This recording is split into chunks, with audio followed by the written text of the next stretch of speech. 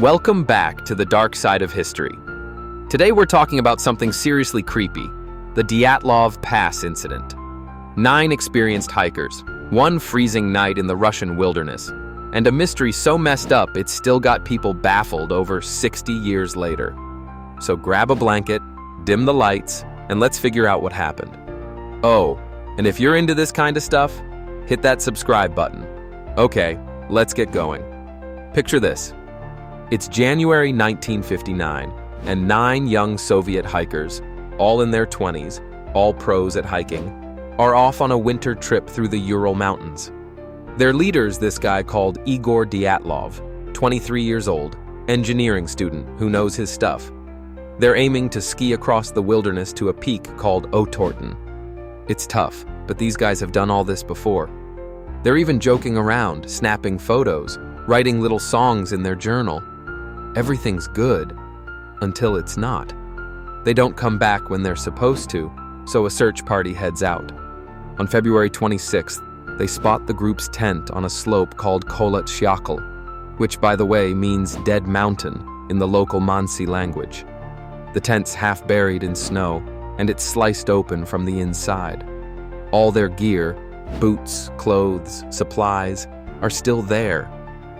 But the hikers? Nowhere. Then they see footprints, bare footprints, heading off into the snow, like they ran for their lives without even grabbing shoes. About a mile away, by a cedar tree, they find the first 2 bodies. 2 guys, frozen solid, barefoot, just in their underwear. Looks like they tried to start a fire, but it didn't save them. Their hands are burned and bodies all scratched up. Over the next few weeks, more bodies turn up scattered across the slope. Some died from hypothermia. It's like 30 degrees out there, so that makes sense. But the others, well, it gets really weird. One of the hikers, Ludmila Dubinina, is missing her tongue, her eyes, and part of her face. Another's got a cracked skull. A few have crushed ribs, like something smashed them hard. But there's no bruises or cuts to explain it. And here's where it gets even stranger. One of their jackets tests positive for radiation. Radiation! In the middle of nowhere, in 1959. Plus, some of the bodies are found in a ravine, half-dressed, wearing bits of each other's clothes. So what the heck made them bolt out of their tent into a blizzard with no shoes? An official report says hypothermia for most of them, but that doesn't explain the panic. People have been tossing around ideas for years, and some of them are pretty strange. Maybe an avalanche? Like a slab of snow spooked them? But there's no sign of one, and why not go back for their stuff? Others think it's a military thing. Secret Soviet weapons tests, maybe something radioactive or a sonic bomb gone wrong. The radiation kind of backs that up, but there's no proof.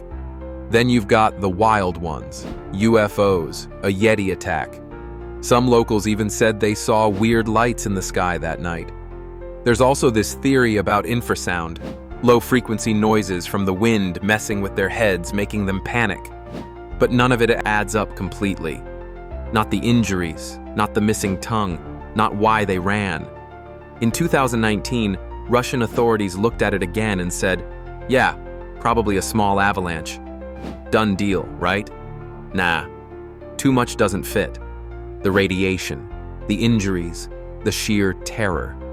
The Dyatlov Pass incident is still one of the creepiest mysteries out there, and the pass is named after Igor Dyatlov now, which feels like a haunting nod to those 9 souls.